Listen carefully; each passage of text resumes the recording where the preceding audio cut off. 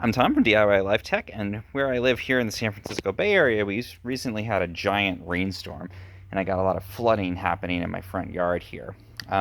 So I want to show a DIY trick that I used to clear my drain out because it had gotten clogged with leaves and stuff. That you can potentially use if you're in a bind like that and you can't get a roto-rooter or plumber out. So the first thing we're going to do is just take the grate off of our drain here.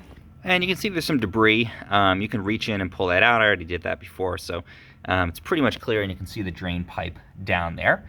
And then we're just going to take a garden hose with it switched off, and we're just going to snake this down as far as we can. So just keep pushing it in. Hopefully you have a fairly rigid hose like I do, and ideally you'll keep going until you feel kind of a block in there. That could be some leaves or things that are built up in that pipe. And you can see I can go in quite far here. Once we hit a block and we feel like it's not going anymore, then we're just going to go over and switch this hose on. So there we go.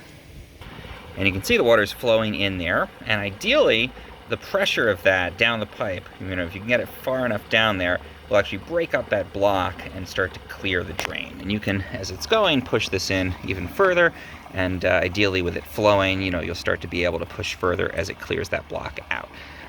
So this is obviously, something to use at your own risk. It's not like a, roto-rooter or professional plumber. But again, if you're in a bind and, there's a storm like I had, this technique worked for me, cleared the drain out. This was able to start draining that standing water. And, now it's much clearer down that drain. So try that out. Switch the hose off when you're done, pull it back out, and hopefully your drain's clear and your standing water will start to flow away.